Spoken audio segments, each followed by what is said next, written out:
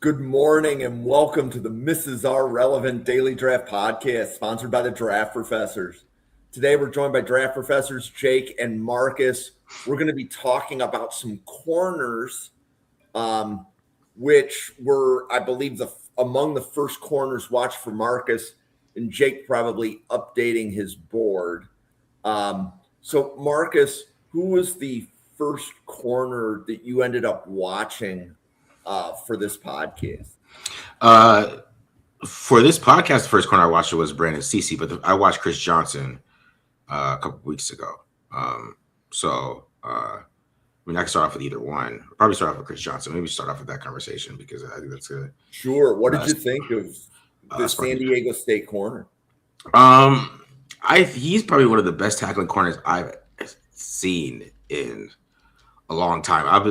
When I was watching him, I was trying to figure out who I have seen who tackles like him recently, and I was thinking like Jalen Ramsey. I mean, that's always the last person I could think of that tackles like Chris Johnson, because that guy he tackles like he's a linebacker, and it's kind of crazy to watch. I mean, you can get to the coverage skills and all those things, but it's just like I literally could have did. I did him for on my Raiders show, TDL show.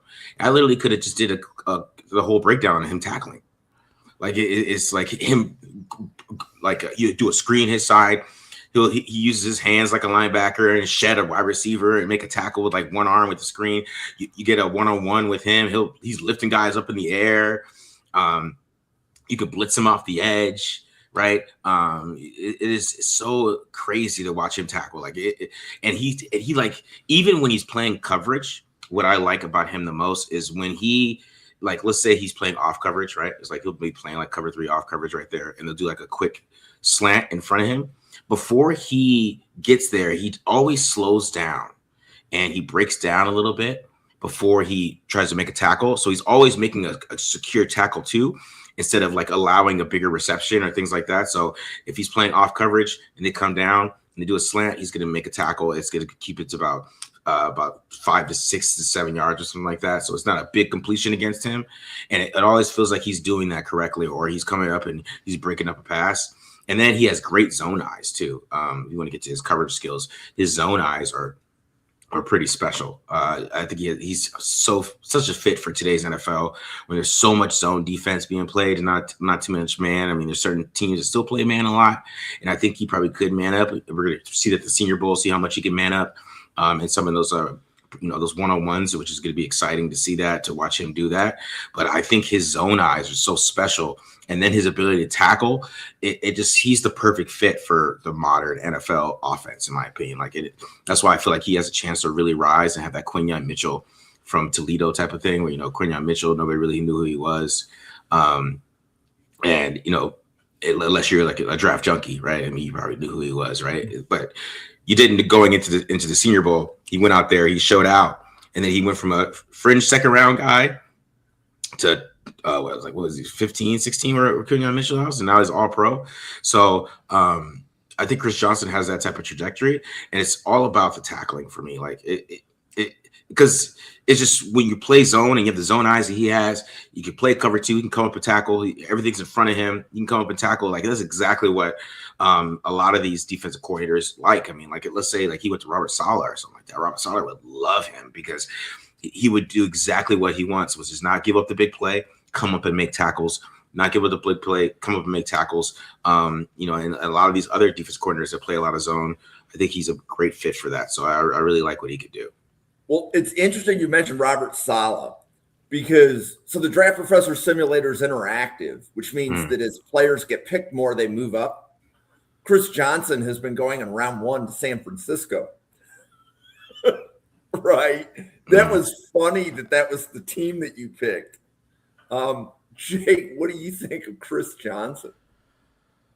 Well, besides the film, 2 things that stood out. You're looking across numbers and all that. He allowed a 16.1 passer rating this year. That's outrageous. I don't care where you're playing. Corner is hard. So the fact that he did that this year is hilarious. And then really up until this season, where I think he was San Diego State's primary guy for the most part, right at corner. Like, he was doing special team stuff a ton, and he was a gunner.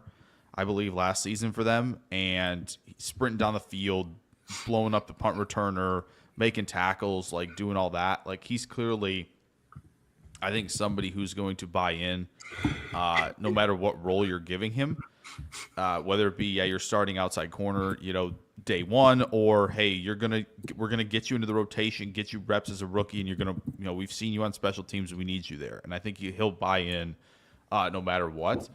I think with him, he isn't like we're going to talk about some of these other guys who are like obviously smaller, right? Terrell and Pons, but he's maybe a little slower in transition than those guys, but it doesn't look too out of place in transition for him because of how good that second and third step is when he's kind of coming back downhill, right? And you see him get into kind of dominant technique quite a bit, right? Where he's playing over the top, guys are trying to run deep on him, and he's always in a really nice position. But when when you got him playing kind of that bail or that off coverage where guys are running comebacks, it's really that second and third step where he can close space really, really quickly.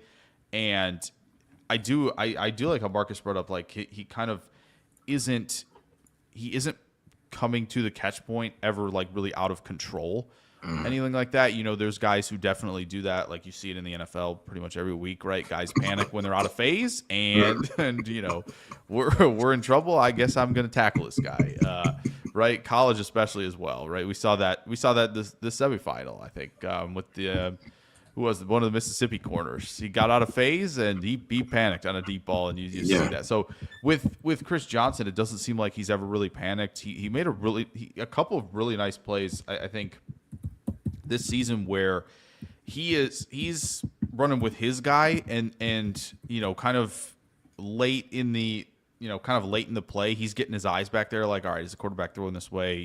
He's in a good position, and he makes a play going, I think there was pretty poor route spacing on the play, but makes a really nice play at an interception where he is looking back. Oh, there's, two receivers in the area, sees the quarterback throw it, and like goes and breaks on the ball. So he is really feisty at the catch point too. He does a really nice job timing up the pass breakups. I think he had 5 this season.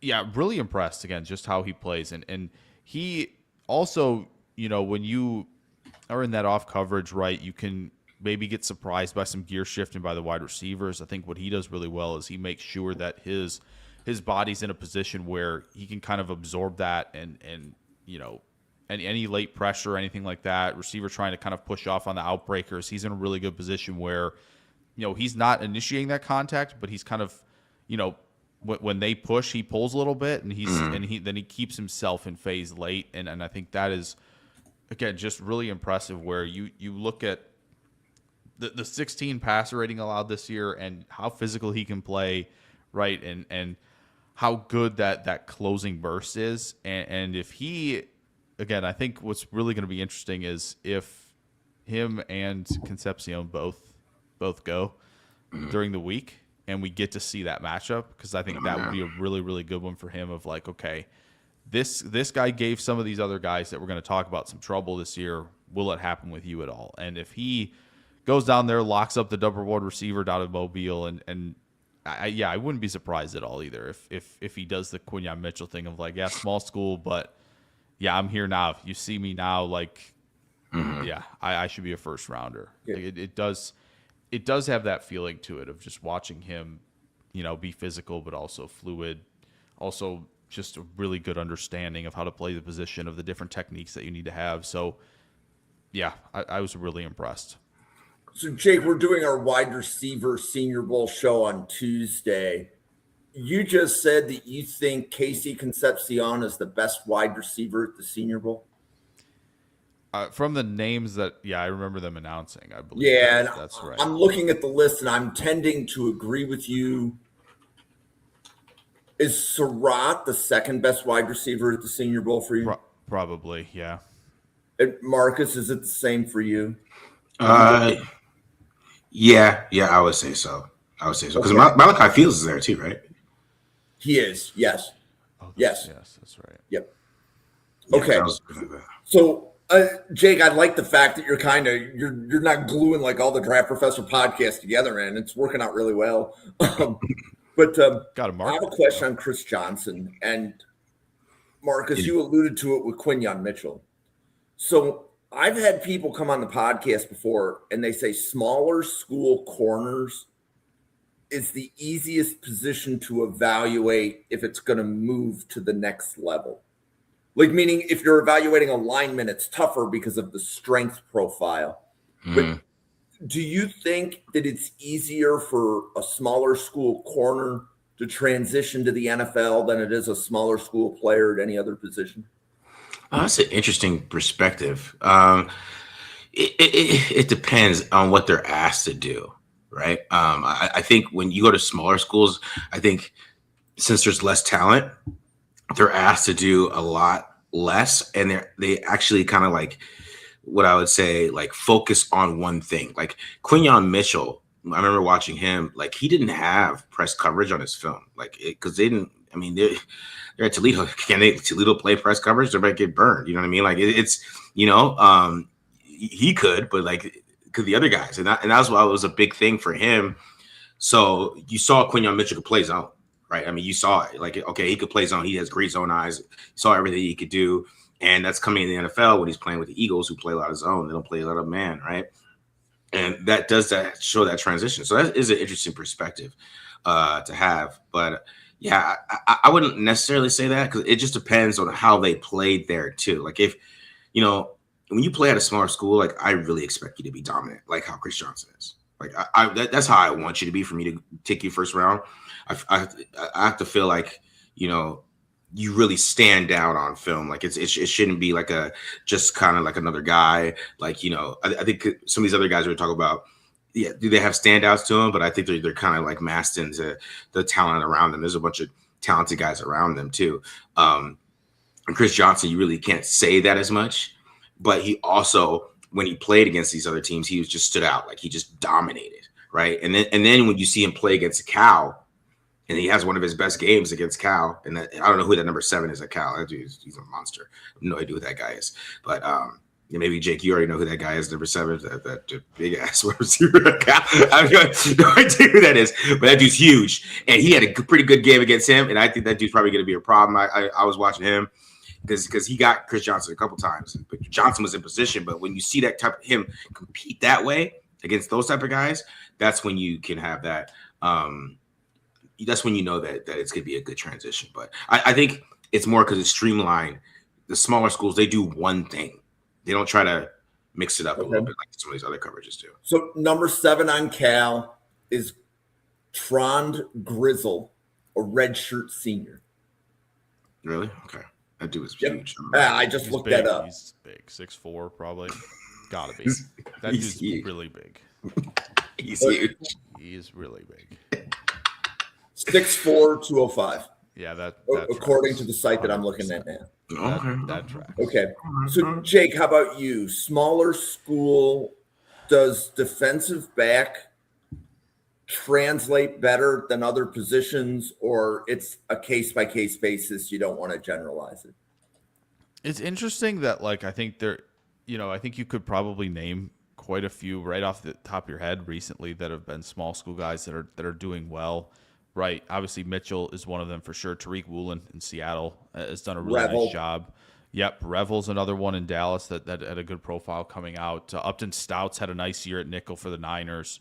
Right. So there are these guys for sure. And there was a Central Michigan guy a few years ago that I think maybe Tampa Bay took. But anyway, yes, I think you see the standouts and you go, okay, like this must work. But I do think you probably, if you peel behind the curtain, there's plenty of small school corners, right, who have probably not worked out. We're just seeing, I think, the ones that, rise to the top a bit of the rankings once they go through the circuit and they play that, they go through All-Star circuit, they go through combine, right? And it's like, okay, they can handle top competition. They're a good athlete. And then it's just kind of like, okay, yeah, they've just kind of been hanging out at this small school that they most likely could be hanging pretty much anywhere else they go. Like Quinyon Mitchell, man, he could probably have been playing in the SEC. like honestly, I think he would have been just fine. So I do think it's case by case. I think you see, I think it is kind of like when you're looking for like, okay, could this translate? You gravitate towards the positive stuff first, the success first, and then you kind of, when you put like, I think the group together as a whole, I can't imagine it's like, you go through the percentages of small school corners that have hit versus like small school others, or corners in general. I don't imagine it's a massive gap either way. But from case by case, I think with certain players at the corner position, right, because of how difficult it is to play, because you got to worry about defenseless receivers, you got to worry about pass interference. You never know how ticky tack that's going to be, right? Matching these athletes nowadays is really, really hard. So when you see a small school guy dominating as much as Mitchell did, or as Chris Johnson is doing, you kind of, I think it's more of, okay, wow, like he is standing out and being dominant at this level, which is what he needs to do. That's kind of, I think, the checked box where you go, okay, if this small school guy is a force, against the competition he's playing against, I think that is probably the best indicator of like, okay, he could be doing this, in the Power Four, or in the SEC or what have you. So I understand that, because we've seen some of these guys recently that have figured it out and gotten into starting spots. Zion McCullum's another one in Tampa Bay, from Sam Houston State. Like, we've seen those success stories. We kind of don't really see man, I remember Quentin Rollins. Packers took him in the second round, right? Like, out of small school. So I just think when you see that level of dominance, that's kind of when the ears start to perk up. Like, okay, like this guy might just have always had it, and he broke out this year. He's been a force, and probably the type of player you would expect to be transferring up, right, in this portal era. Okay, so I have a question, Jake. Dolphins are picking at 11. Mansour Delane or Chris Johnson? What a great question. Man. Brother. I'd probably still lean Delane, I think, but I don't think it's like super cut and dry, to be honest. Yep. I'm glad I could stump you. And then Marcus, when I pulled that one out, that's the team that Jalen Ramsey used to play for. Yeah. What do you think, Marcus? Chris Johnson, do you think he could go as early as 11 to Miami? See, I think that the factor of that would be his combine. I think he's got to prove that he's got the athleticism, right? Because Quinyon Mitchell, I talked about him. He ran a 4.3. Yeah. You know what I mean? Chris Johnson. And he's not small. Yeah. And then it's like, oh, okay. You know what I mean? Like, the Chris Johnson's got to show that. And I don't know if I really see that speed on film yet, but it might be there because he plays zone, so he really have to show it too much. But, that's going to be a big factor with him, right? Which, as a Raiders fan who already has probably the number one pick already solidified, I hope he doesn't have the best combine, but hope it's like a 4.4. You want him there at 33, right? Yeah, 4.4. Why wouldn't you? Yeah. 4.445 maybe. We're going for Chris, maybe have a couple drinks before you go the night before. I don't know. Just run smooth. Don't pull anything, right? Don't do anything like that. You're going to be You're his own corner. Yeah, so we don't need you to be fast. Yeah. If he does that, then he'll give Delane, especially if he has a good Senior Bowl. He has a great combine. I just think his film, all these guys we're talking about, I think his film is just the most consistent, in my opinion. That's what I'm talking about. Like, and he probably like at the beginning of the year, probably that sounds crazy compared to some of these other guys because the hype they had. But besides another guy, which I think kind of shocked me a little bit, but he's a little bit smaller. But yep. So as I'm looking at the draft order, the Bengals at 10 need corner. Now, the Bengals need other things too. So whether or not they would go corner that early in the draft would remain to be seen. Dolphins at 11 need a corner. Dallas at 12 needs a corner. The Rams are picking 13. They need a corner. I don't think the Bucks at 14 would do a corner, but the Ravens at 16 need a corner. So I think there's a real possibility that Chris Johnson has that Quinyon Mitchell escalation and can go in the top half of round one. And it's basically the back half of the top half of round one. All those teams in the corner, kind of thing. So, Marcus, out of the corner list that we had, who was your next favorite to talk about? D'Angelo Pons. That dude is tough. We're talking about. He tackles pretty well too. He doesn't tackle like Chris Johnson, but man, is he a tough dude, right? He's just like, it looks like he doesn't. He's listed at 5'9", 173, right? But he plays like he's bigger, right? He just has that mentality. I think he fits what Cignetti wants to do on that football team. He is just toughness, right? And just the way he plays corner, he's a smart guy. He's really fluid, very athletic, transitions really well. He had that pick 6 against Oregon, which he just read beautifully. He read that, and then you're laden inside on a out route. He caught that ball, took it to the house. He had some big moments against Ohio State. I thought that was a key game to watch because they targeted him a lot in that game. I mean, you had Jeremiah Smith and Tate, and I thought he was a fighting in that game. I mean, you're going against Jeremiah Smith. I love the fight that he had in that game because, you're going against Jeremiah Smith. You're going to give up some catches, right? You're going to give up some, especially with how much zone they play in Indiana. But, you saw a lot of great elements there when he's transitioning really well.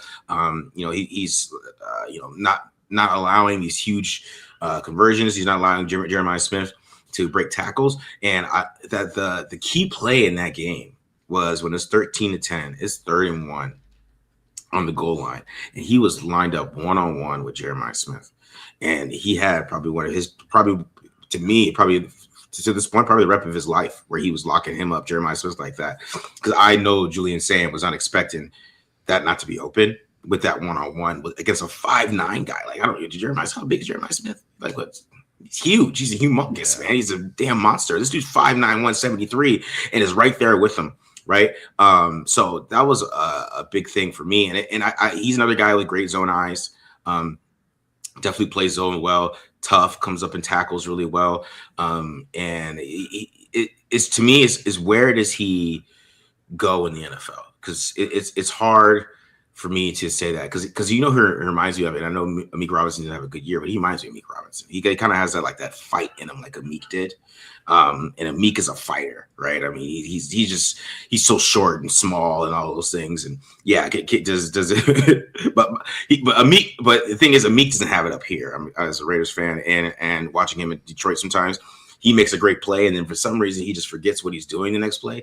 And I don't think Pons is going to do that. I think Pons has a little bit more the intelligence to mix it in, but he has that same grittiness and kind of a short man complex a little bit to him because you could tell that he just likes to fight and he's just a tough player. It was exciting to watch that, but I think even in coverage, he has all that you like. It's just do you have to move him to the slot?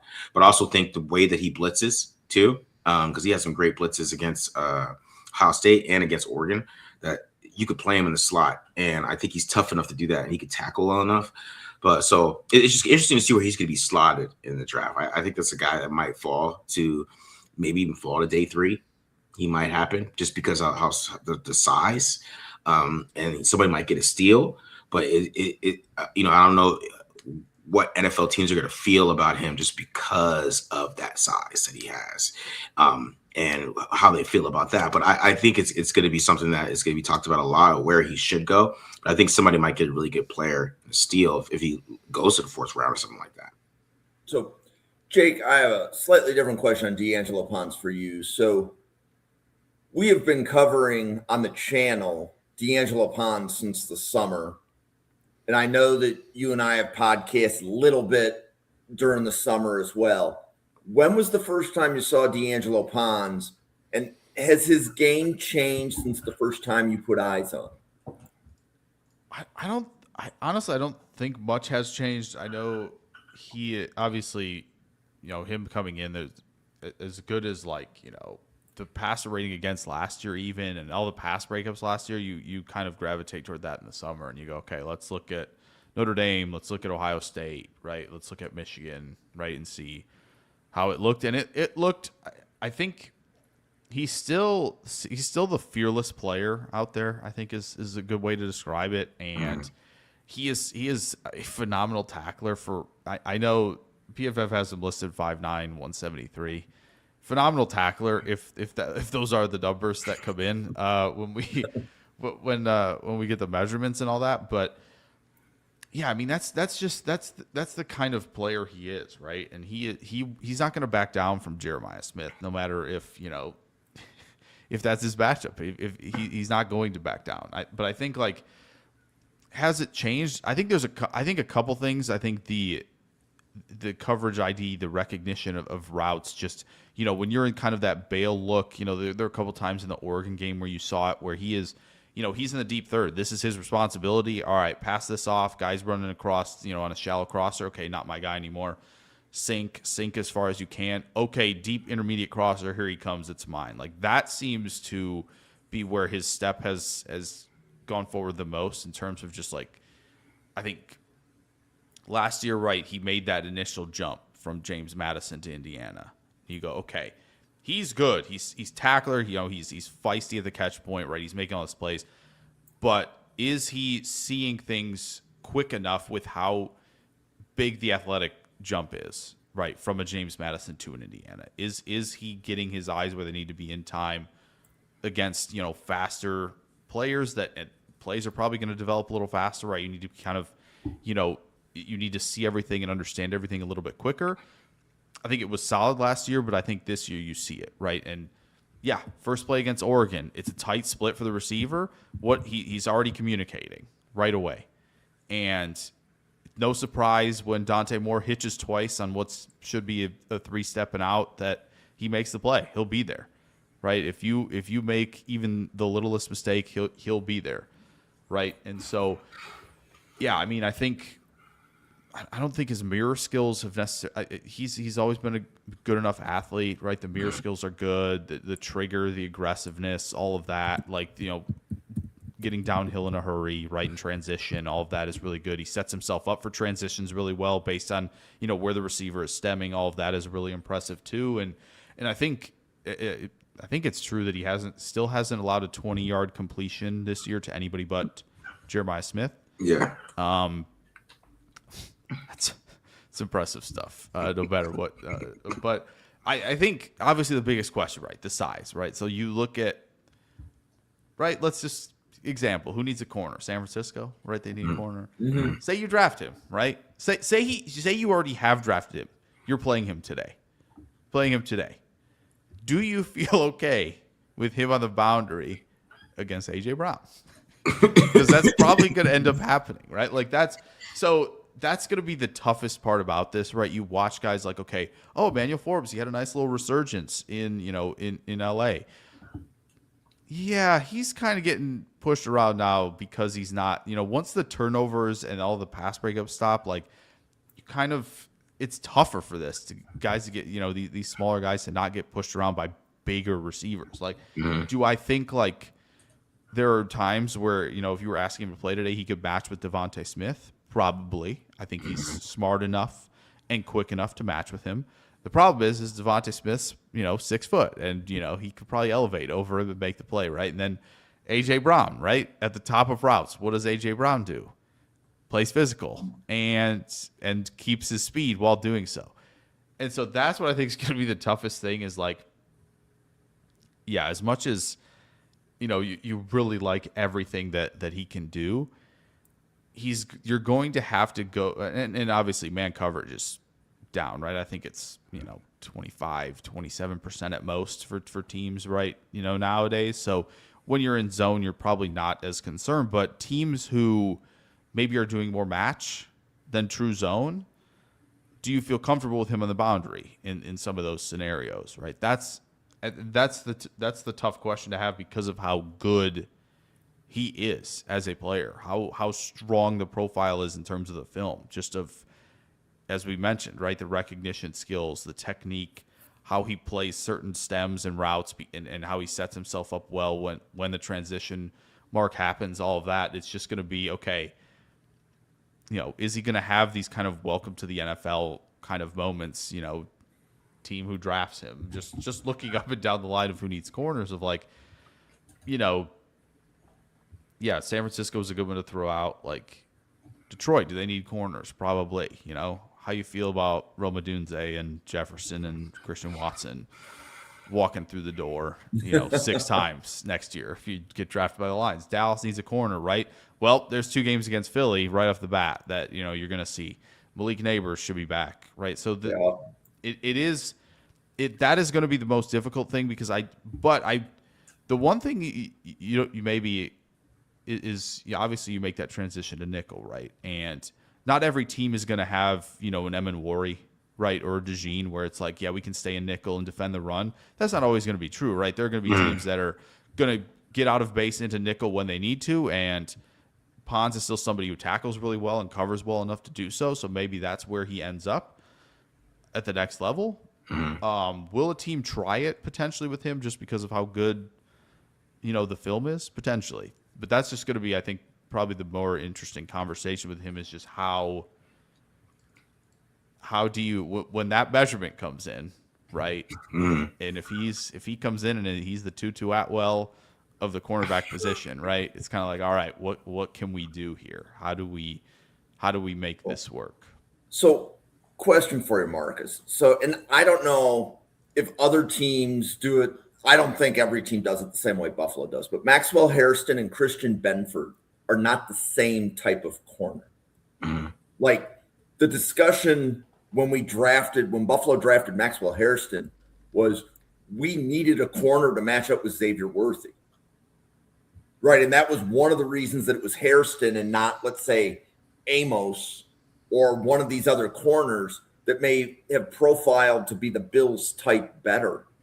It's because we wanted a player to match up. So if you had D'Angelo Pons as a corner, Marcus, what type of corner do you want on the other side?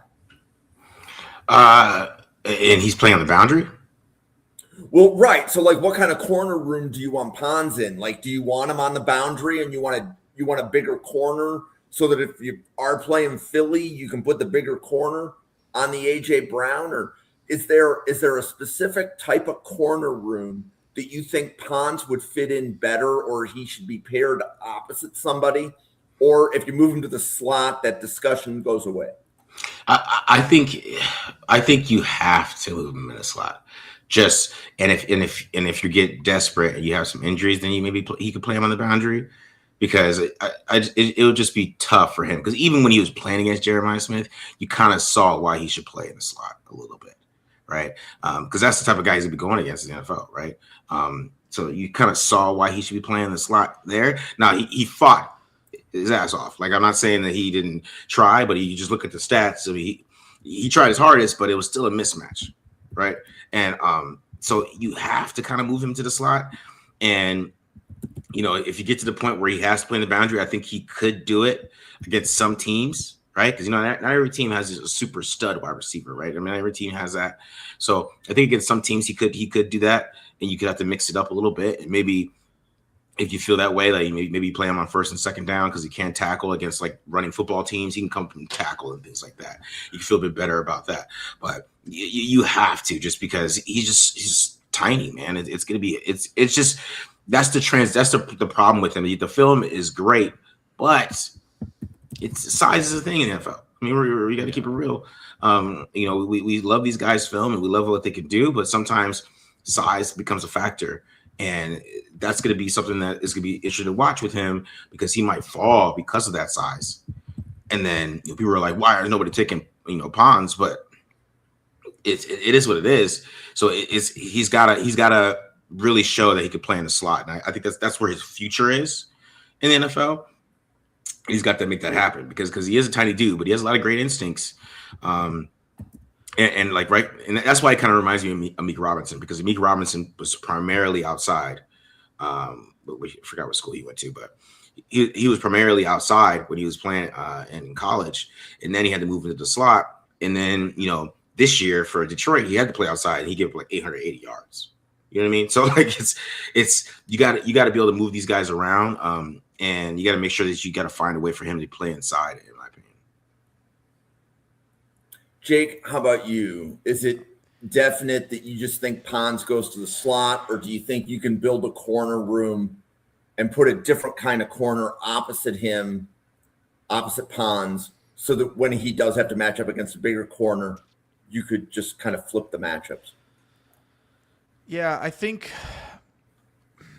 it's kind of a shame because I feel like if he was even Hairston's size, where like Hairston was like 5'11", 183, I don't think we'd be having the conversation that much, honestly, because receivers have gotten smaller, right? You have your Zays, Addisons, Worthies, right? All of these guys who you're seeing that position, Josh Downs, like all this, like guys are getting smaller, right? Because there's space to operate. Teams aren't playing man as much, so you could probably get away with it. The problem is if he is like, because usually, right, when you look at the sizes right now in PFF or wherever you're looking, like they're usually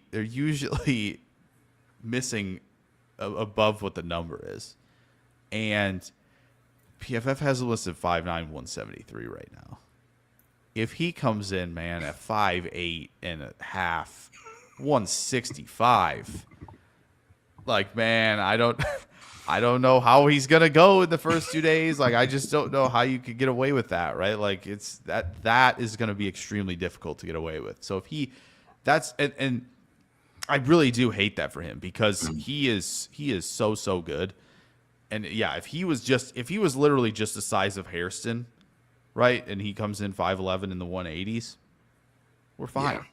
We're fine. We can deal with that. That's the situation, I think, Jim, which is, you put it well because it's Buffalo, right? Like, Hairston's really good because he's got the instincts and he can run, right? And so if you're not going to be in like press man all the time and you're bailing and you have all this speed, that's good. And Benford's more physical, but you know, you have a guy who can cover and who I think has enough length, right, to affect the catch point and speed and all that. Where it's if that number comes in measurement day and we're 160 something, and we're just like, we're not tall either, it's going to work against him, and that's where the movement to slot just makes more sense, because you think about just, you know, I brought it up because I'll bring it up because it's a good team to think about, like the Colts. Josh Downs in the slot, like he's like 5'11", 171 or something like that. That's not going to be any type of mismatch for Pons. Pons should be fine there.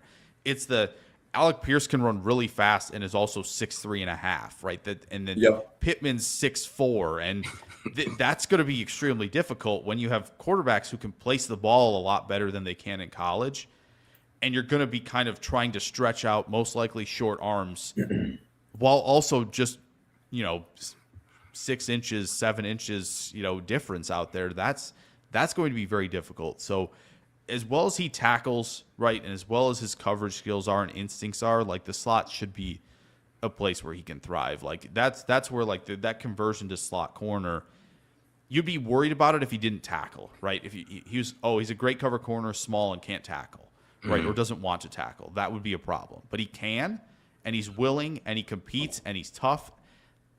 We can make something like that work in the slot, even if it's, hey, this is a nickelback passing downs only type of guy, right? Team comes in with 11 on 3rd and 8 and longer. Perfect. We'll match with the nickel. He can do this. Not worried about him at all. Okay. And there's a fan out there somewhere, and Marcus, I'll kick this one to you. There's a fan out there somewhere that said Emmanuel Forbes went in round 1. D'Angelo Pons should go in round 1. Your response would be? Emmanuel Forbes is on his second team already, probably because of that. Yeah, no kidding. That's out the window, and you know, people always love to they overrate SEC players a little bit sometimes.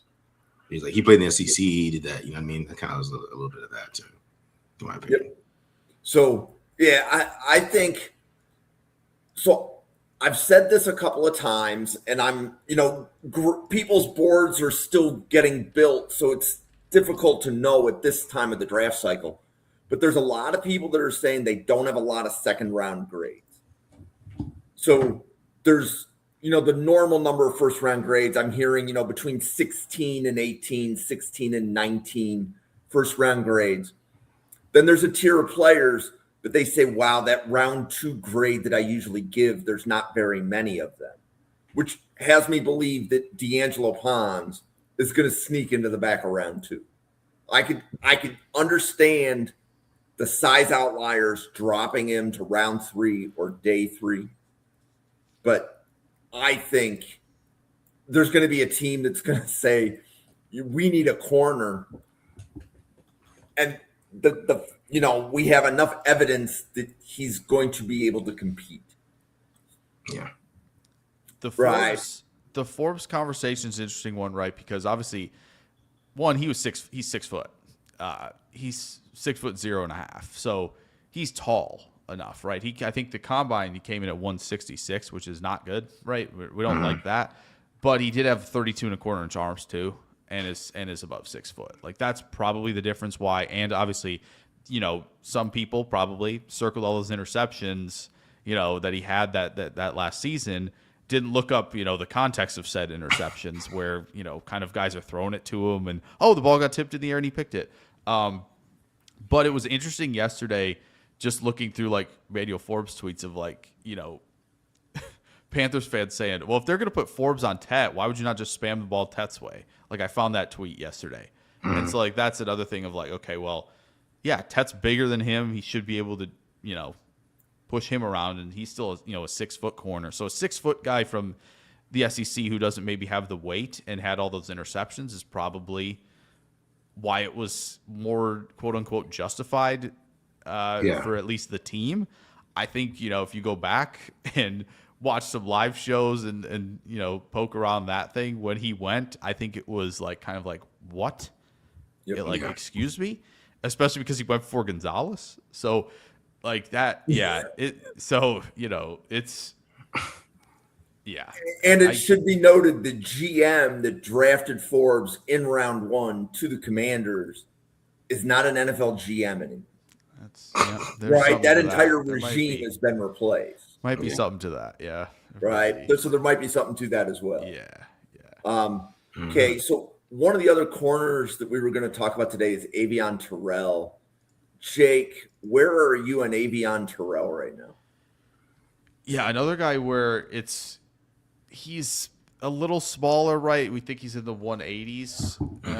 Again, on the boundary, has done a really, really good job. I think when you look at the video that I really like seeing of Terrell, I don't know if you guys have seen it, of like in Clemson practice, where like it's kind of outrageous to watch him matching guys like this. And again, that Clemson they might not be like the fastest quarters, but like just watching his patience and watching the footwork match and all of that, and just not really like, doesn't get outside of his skis, doesn't really panic when he sees like the jab off rip and a stem to the outside or anything like that. He doesn't really like panic early. He does a really nice job matching and mirroring, and I think that is I think step one of like when you're because he's obviously another smaller guy, right? If you're going to face these bigger guys, the main thing you simply cannot do is get off balance, get in a position where you're kind of compromised in that regard. And so the way he matches really nicely off the line of scrimmage and can mirror the routes without getting out over the skis or outside the shoulder width type of thing, he does a really nice job with that. And good contact at the top of routes as well, like when he initiates some of that, when you kind of get into that catch technique stuff at the top, like really impressive there. And then another guy who I think challenges the catch point extremely, extremely well. And also, like Pons, another guy who has it in run support, is not afraid to stick the shoulder in and wrap up. And that's where he's another guy where, you look at him at, whatever he is, 180, 185, and you go, yep, this is a really good, potential nickel player. And, I think with him, it's again, just a little bit of an easier projection because you feel like he's probably, he's got a denser build and a bigger build than a guy like Pons at this point. and has, I think, all of the same recognition skills and the technique that he needs to play with when he's on an island, right? You know, you see him do a really nice job of using the sideline as his extra defender, right? He does a good job squeezing guys there, and you know, he can squeeze to the ball when necessary. Again, it's just a guy who doesn't really panic, right? Like, he can get beat on the release in the initial stem and be a little out of position, but he doesn't panic. He can get back in phase really nicely. And so all of that, I think, to say, you know, not to mention he can close really well as well, like Pons. Like, I think that patience, that understanding of you know, how to match and how not to panic is what, you know, you could maybe convince me of, like, yeah, you can get him on the boundary more, and then, you know, have him also be somebody who slides into nickel, run support, you know, coverage in there, playing physical, all of that. So another guy I'm really impressed with. And, you know, Clemson wasn't an easy watch this year, right? With all their defenders, even though they had all these defenders, you know, you go, man, they're losing the games like this and this as a kind of a title favorite coming in. But nobody told Avion Terrell that it was a down season. I think he had a nice year. So, Marcus, was this your first look at Avion Terrell to prep for the podcast? Yeah, it was my first look. You know, I was really impressed with just his press coverage. And as you saw, like from the practice, I mean, you know, a lot of the press coverage, probably out of these guys, he's probably the best press guy, but you also saw the most press from him too.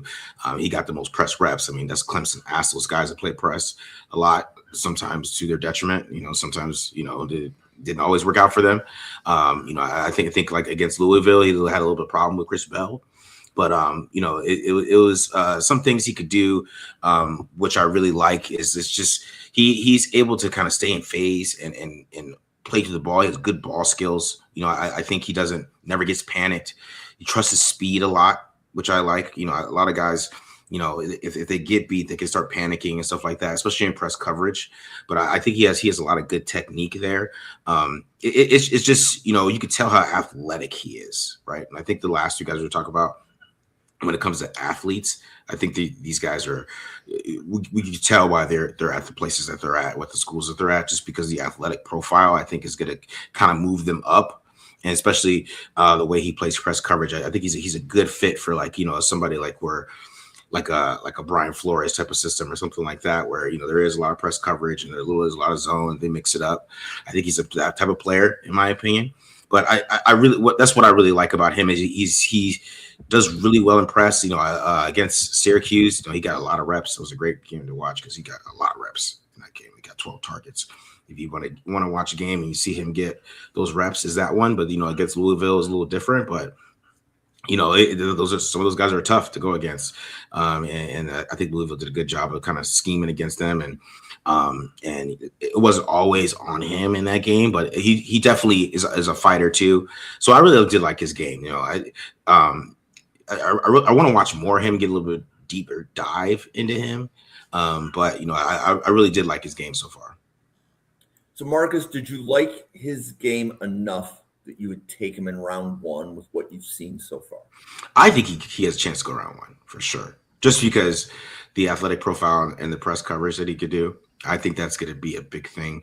The school he went to, I think his whole resume too, I think is going to play into a part. I think they're going to, like I said, maybe he didn't have the best season this year, but the years before, he has a big resume, and I think that some teams are going to put that all together. And then, you know, his brother and things like that. And then, like I said, I think he's going to have a great combine because he's very athletic. I mean, that's the first thing you notice. I mean, the hips, the way he can move, he's very fluid. Everything he does is fluid. It's nothing. It's not a lot of movement. You know, you talk about Chris Johnson, like the transitions are sometimes can be a little rough sometimes. And he's got to fix that. You don't have to worry about that, Terrell. He's in and out of the breaks. He's transitioning, the flips. Everything is fluid movement, and the athleticism is there. So I think he definitely has a chance to go first round, just because of that. And it's really going to show out, and especially with how he's performed in some of these matchups too. So, Jake, in the 32-team mock that we did about 10 days ago, Terrell dropped out of the top 50, and nearly everybody participating was saying they were surprised at how far Terrell dropped, yet none of the 32 people picked him. Can you draft a slot corner in round one, Jake? I think you could. I think it's more of the process with doing so is more likely like, all right, can we luxury pick here? Can we, if we're hyper fixated on like we're a really good team, we need this, right? Versus like if you like, I think it's hard to be in like that specific situation. Like I feel like Philly was kind of in that situation, right? When they took Mitchell and DeJean, they waited a little long, right? They took DeJean at 40, so they didn't take the slot guy in the first. You could, I think it's possible to do so. It's just more likely than not, though. Even in that late first round, you're still looking at like, the bigger needs in your process, right? Of trenches either way, right? Offensive line, defensive line.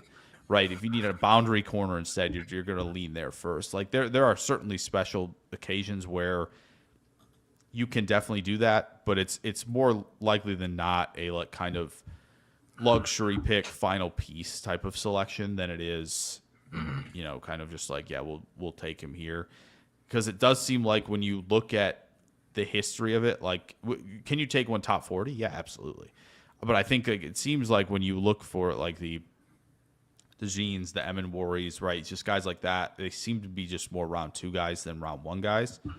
So, but if I think in Terrell's case, if he's not slot only and a team believes he's not slot only, then I think they would do that. I think they would be comfortable picking him in the first. It's just going to be a question of, who views him that way. But it only takes one, of course, and it's very possible that, somebody thinks so and says, we're going to be able to have him on the boundary, maybe early downs we do that, or late downs we do that. We have him on the boundary because there's already enough DBs out there, and we're comfortable with that. Or we like this matchup in the slot on third downs. We're going to put him into the slot here. Or if they feel like they can mix and match where he's deployed, then I think the process and you can make that decision in the first. Yeah, because it's interesting. Sorry, when I was watching, my mind didn't immediately go to slot. So I wonder if some NFL teams will think like that, and that's what okay. And like you look at his size, you're like, okay, yeah, that's a slot corner just based on the size. But from the film, it didn't immediately go there, right? So some teams might think he could play on the boundary for sure. So, Marcus, I was going to ask you, like, when you look at Trent McDuffie, who there were some similar things said about McDuffie coming out, right? Like, arms are shorter, should probably play slot. He played slot as a rookie, then Kansas City moved him out to the boundary, right? And he is a nearly Pro Bowl level boundary corner, right? He's at Trent McDuffie's at a pretty high level. Is it a similar conversation with Avion Terrell, or do you see them? They're completely different players, and that's not the right way to have the conversation? Yeah, because I think it is a similar conversation because, like I said, when I was watching Terrell, I did not think that he was like you would have to put him in the slot, right? It didn't seem like a must type of thing, but then listening to Jake, it kind of makes sense in my head that you should move him inside. But that's why I think you could. He's versatile where you could do both a little bit, in my opinion, where you could move him, outside on first, second down, and move him back inside. And just because he tackles really well, and he definitely has that ability to do both. So I could definitely see that happening where you like maybe play him in the slot year 1 and then move him outside year 2. But it definitely has the same trajectory because, like I said, when people having them drop to 50, that was like, okay, when you said that, I was like, why are they doing that in my head? And they're like, oh, they get a slot. That makes sense. But like, I just didn't see that right away. I was like, oh, he's a slot corner. If I didn't look at his weight, I don't know if I would have thought that. That's the type of thing that I think. Okay. That's fair. And then how many other corners? Like I'm actually looking for the list of the guys that we had for the podcast. So Marcus, who was next up for you on this list of guys that you wanted to talk about? I did Brandon Cisse. So okay, yes, Brandon Cisse. Cisse. Brandon Cisse. Okay, I'm terrible with names. South Carolina. South Carolina. Now, this dude's an athletic freak. That's the first thing I noticed. He's a freak. Just his movement skills are pretty damn special. I was just watching him move, and he's long too. He looks like a first round corner. Like if I'm building a first round corner in a lab, that's what Brandon Cisse looks like. He looks like that type of guy. He moves really well. He transitions super fast. I mean, like when especially when he's in bail technique, oh my, he's just boom, he's right to that football. That's why he has all those pass breakups he has. And he just has that talent. The movement skills, the fluidness, all those things in coverage are perfect. And you really like what you see from him. And I was really impressed with that. But, he is a terrible tackler. He's an awful tackler. I don't know how to express that anyway other than that. Like, it is pretty bad. So it's like so that's the thing with him, is that he's a great, like, he has the cover skills. I mean, I think he could play press. I mean, he wasn't asked to play a lot of press in South Carolina, but I think he could do it because he got the arms, he's got the fluidness, he's got the skills. He always sticks with somebody. He's not really getting beat. Really, you're not gonna get past him because he has the speed. You're not, if it's a hitch route, he's gonna drive on it. Slants, he's gonna drive. He does all those great things. It's just like, man, it becomes, and Nate Wiggins couldn't tackle either. So that's why I kind of try to convince myself out of it, right? I mean, but Nate Wiggins he don't need to tackle, right? Exactly. right. Yeah. Right. So I was like, but Nate Wiggins was more willing. I think Nate Wiggins tried, right? Cisse don't want to tackle. He's like, I was watching something. I was like, man, how can I really, man, teams are going to run right at you, right? They're going to try to do sweeps and try to get him one-on-one and make him tackle, because he doesn't have that physicality to him that we're talking about. Some of these other corners, and all these other corners you're talking about, they've all had physicality to them. Cisse is all finesse, right? He's to cover. He's out there to cover. He's not out there to tackle. He's out there to make plays. And then he has a lot of pass breakups, but then, you wonder about his ball skills a little bit. There was a couple drops I saw a little bit. So you wonder about his overall ball skills. But I think that he has a ton of talent, right? And he is a talented corner, and there's a lot to like from him. It's just, you're going to have to deal with it, that he's not going to come up and, if it's in run support, he's not going to come up and help you. If that guy gets outside to him, good luck. I mean, because there's some awful tackle attempts. I was like, oh my God, man, this is like, how high would he be if he could just be just like Nate Wiggins would, like I said, because Nate Wiggins couldn't tackle. But Nate Wiggins at least tried. At least they would like try to hold on for his life. Okay. Like it was those type of things. Like Cisse is just he's like getting out of the way. He's getting, what I mean? It's kind of weird to watch a little bit. But he is so talented, though. Like, he is a talent. And it's going to be interesting to see where he goes and how teams feel about him and his tackling ability. But he has a chance to kind of sneak up here, too, because he is an athletic freak. You could just tell. And the length that he has, the movement skill is just, it was nice to watch. But he just can't tackle, man. It was crazy.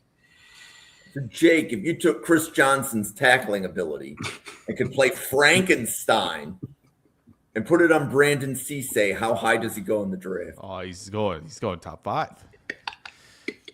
He's going top 5. Athletes like that who buy in as much as Chris Johnson does, that guy's going before Delane, no questions asked. Yeah, but I do think, that's the thing, right? Because Wiggins is like maybe 180, right? Another guy who's 5'11", 6 foot, but 180.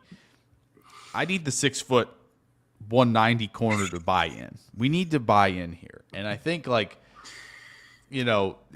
unfortunately, I think teams are just going to, you're going to see the testing numbers and teams are like, I'll be picking him. Thanks.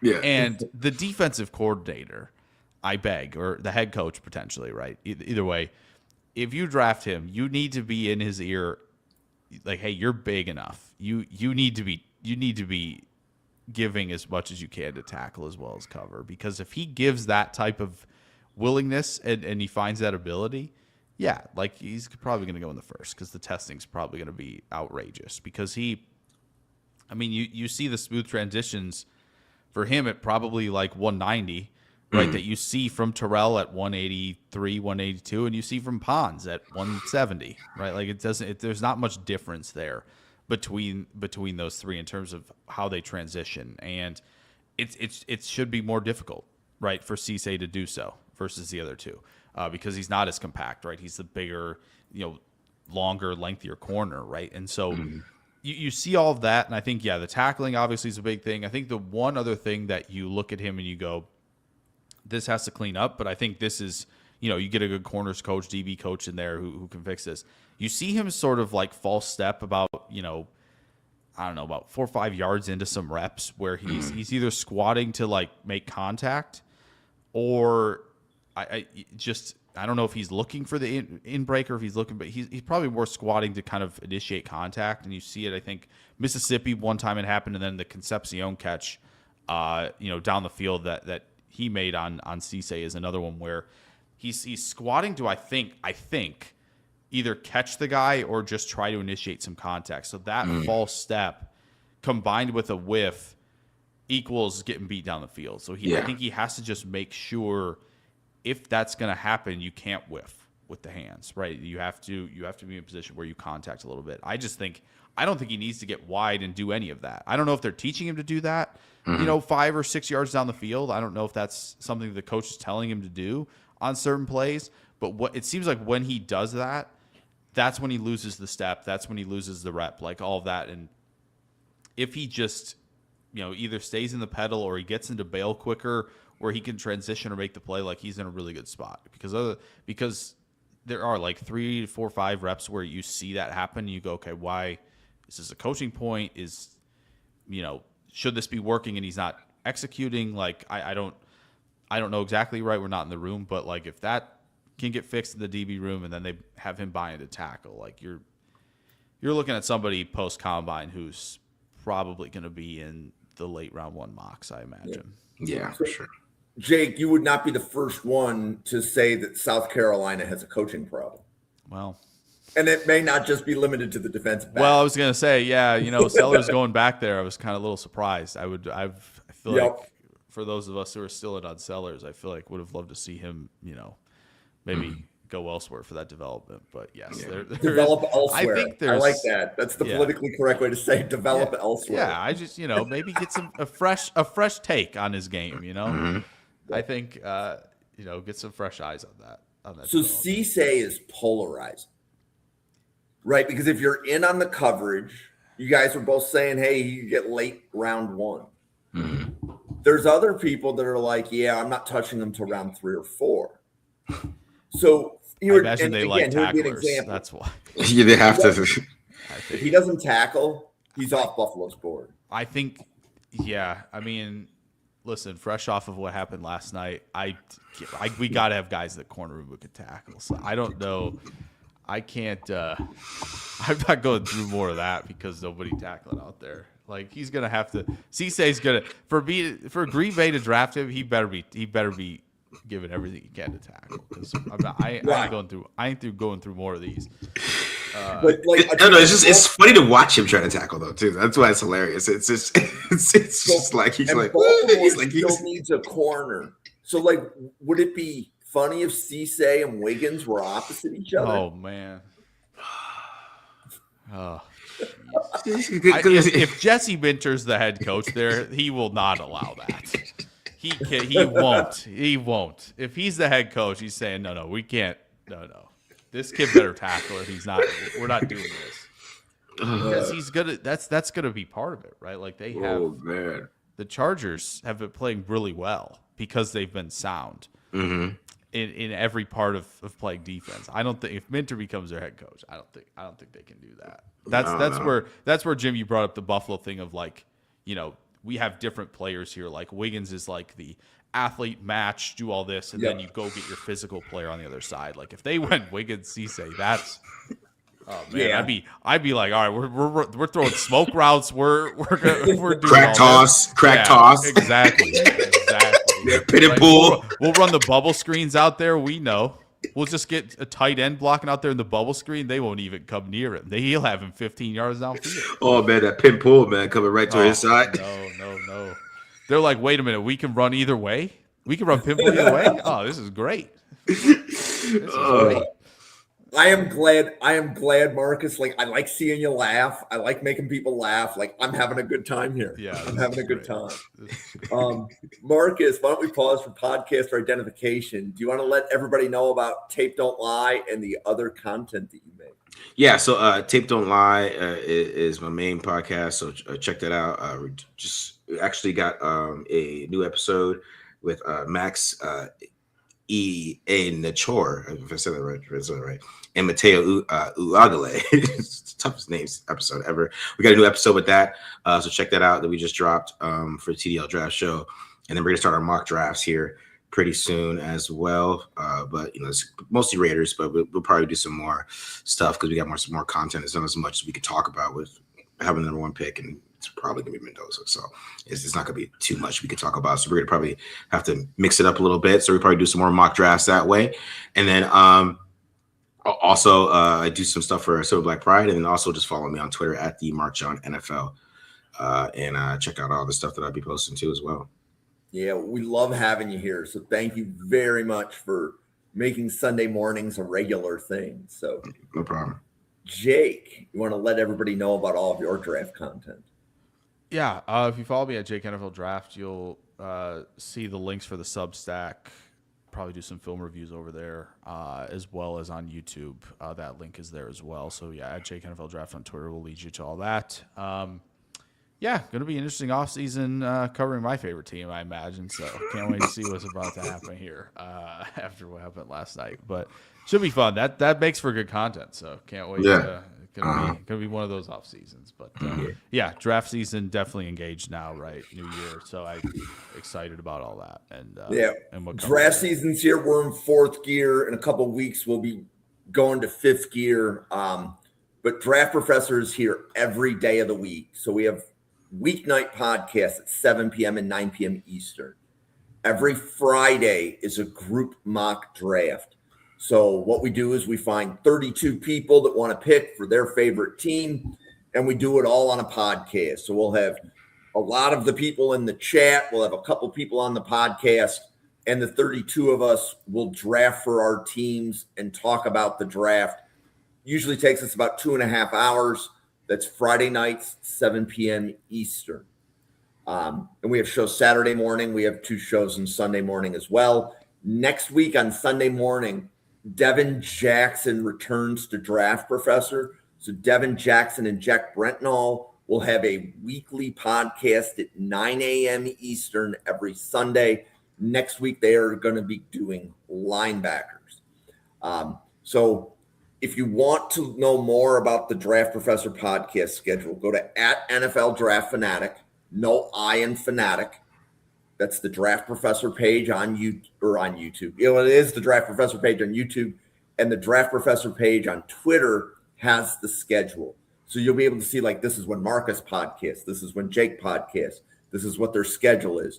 You'll see me posting mock drafts. You'll see me posting a lot of other scheduled content, as well as get my commentary on the draft. And you can either take that or leave it. But if you're here, you're probably going to take it. So with that being said, next week, Marcus and Jake are going to be doing defensive tackles. The defensive tackles, I moved to like the second tier. So it's not the top 4 guys that are consensus. It's the next tier down. Chris McClellan from Missouri, Lee Hunter from Texas Tech, Kristen Miller from Georgia, Daryl Jackson Jr. from Florida State, Dominique Orange from Iowa State, and Ahmad Moten from Miami. No guarantee that Ahmad Moten is declaring for this draft yet. Miami's playing in the college football championship. So we're either going to be talking about Ahmad Moten for this draft cycle, or he'll be the first defensive tackle on your board for next year. So, but we'll go through that defensive tackle group. Ironically, I think all of them are at the Senior Bowl except Moten. So that's also a really good Senior Bowl prep list for those of you that are following the Senior Bowl. But with that being said, for Marcus, for Jake, for myself, for the 110 people at the Draft Professor, thank you so much for sharing your Sunday morning with us. We will see you on a podcast again tomorrow night after the playoff games today. So enjoy your Sunday, everybody.